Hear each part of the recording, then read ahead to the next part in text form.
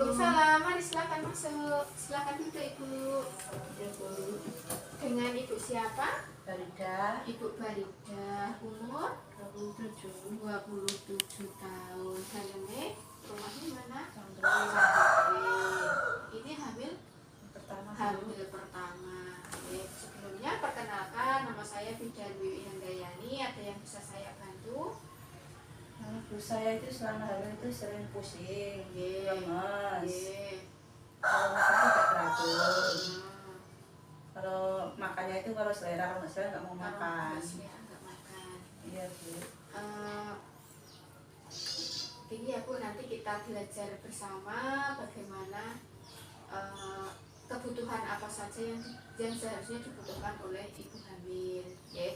Terus dari hasil pemeriksaan Ibu tadi di luar kan dilakukan pemeriksaan, ya. Ibu Farida ini tensinya normal 110/80, nadi normal, suhu, terus nafas pernapasan juga normal. Kemudian HB-nya 11 itu sangat mepet, tidak kurang tapi hanya pas saja, kalau bisa lebih.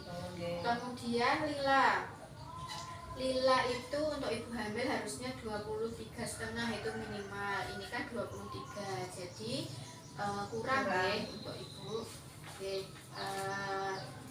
Apakah ibu sudah siap untuk kita berdiskusi bersama? Sudah siap ya. Sebelumnya apakah ibu sudah pernah mendapatkan informasi tentang nutrisi ibu hamil? Belum.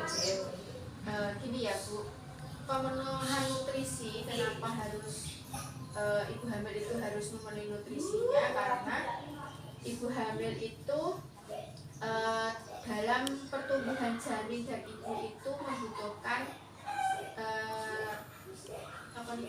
nutrisi. Jadi nutrisi itu sangat diperlukan untuk pertumbuhan janin dan ibunya, untuk pertambahan besarnya organ kandungan, untuk perubahan komposisi dan metabolisme tubuh ibu. Jadi pertumbuhannya itu membutuhkan nutrisi. Kemudian pada prinsipnya ibu hamil itu harus memenuhi gizi dengan gizi seimbang yang terdiri dari karbohidrat, protein, lemak, vitamin dan mineralnya. Nah, karbohidratnya itu dari apa? Ibu sudah tahu? Belum? Ya, karbohidrat itu kalau sini nasi ya Bu. Nah, tapi misalkan selama hamil ibu tidak suka nasi, tidak selera, bisa diganti dengan yang lain. Bisa diganti dengan kentang, jagung, ketela, terus gandum, roti misalnya. Nah, itu karbohidrat. Itu sebagai sumber energi, makanya karbohidrat itu penting. Kemudian protein itu selama kehamilan itu untuk perkembangan janin, untuk pembentukan plasenta dan cairan ketuban. Plasenta itu anyari ya Bu, jadi untuk pertumbuhan jaringan pada payudara. Kemudian jaringan uterus atau kandungannya itu membutuhkan protein. Protein itu tidak harus hewani, bisa hewani, bisa nabati, mana yang ibu suka. Nah, contohnya itu daging sapi, ayam, ikan, atau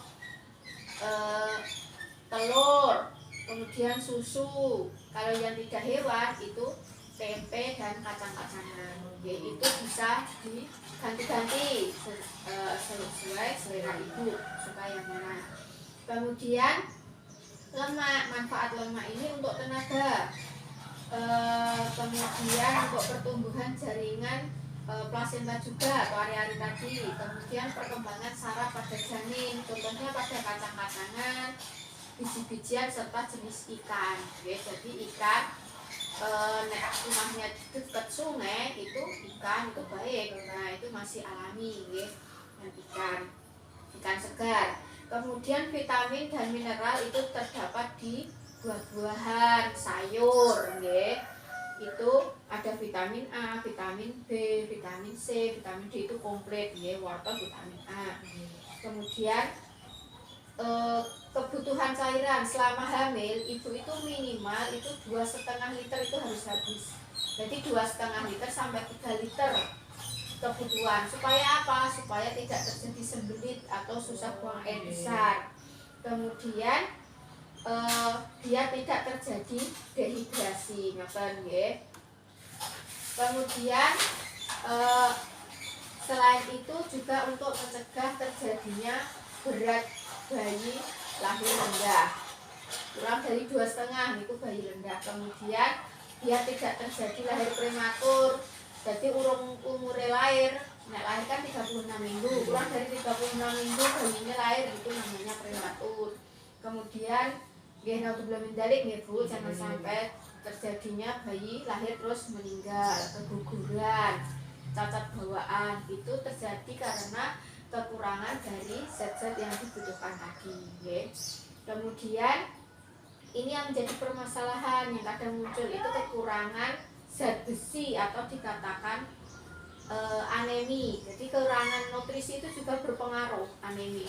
Orang seneng ya sing ijon-ijon, orang seneng daging belas. Nah, bisa menjadikan terjadinya anemi. Anemi itu kalau ibu hamil kurang dari 11, kurang dari 11.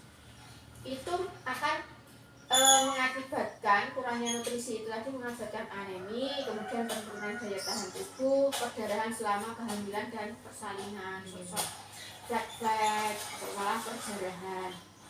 Itu nggih. Kemudian cara mengolah nih Bu, cara mengolah makanan itu dengan pilih yang segar. Jangan merendam sayuran yang sudah dipotong. Jadi kalau mencuci sayuran itu sebelum dipotong, bayam nggih, itu dibersihkan dulu baru dipotong-potong. Kemudian jangan terlalu lama memasaknya, nggih. Merebus sayuran itu jangan terlalu lama. Kemudian peralatan masak itu juga harus bersih. Dalam kalau masak daging, ikan itu harus benar-benar matang. Jangan menggunakan peralatan itu yang dari plastik. Misalkan makanan panas itu dari plastik.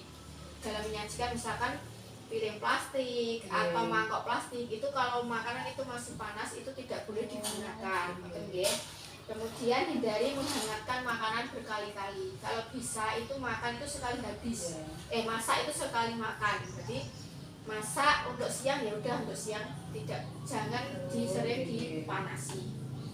Nah, kemudian kerugian jika kita itu memakan makanan tertentu, nah itu justru makanan yang dipanas seperti ikan, okay. Ikan itu sangat dibutuhkan oleh ibu hamil. Ikan, telur itu sangat dibutuhkan ibu hamil. Itu jangan dipantang.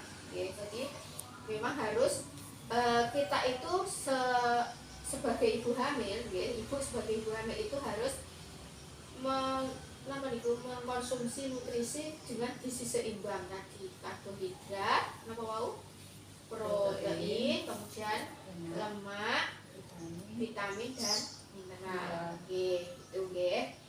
Jadi semua itu harus seimbang. Contohnya, ini contoh menu nggih. Misalkan nasi, daging sapi atau ayam atau telur boleh, sayurnya bayam, terus ada buahnya misalnya pisang atau pepaya yang ada di sekitar kita. Ngoten nggih, pun paham nggih untuk menunya. Untuk susu misalkan tidak mau minum, asalkan gizi seimbang itu sudah terpenuhi, insya Allah sudah cukup. Nggih, sama multivitamin yang dari bidan, nggih, tambah darah yang diminum malam hari. Kemudian kalsium yang diminum pagi hari itu dengan konsumsi, nggih. Ngaten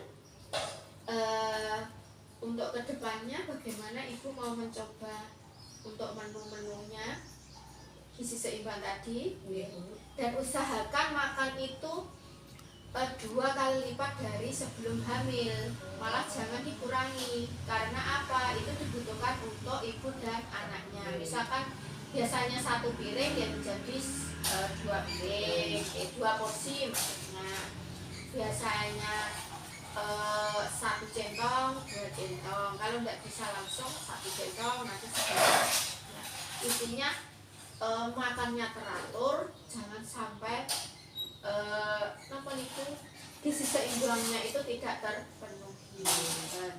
Begitu penjelasan dari saya. Ada yang ditanyakan?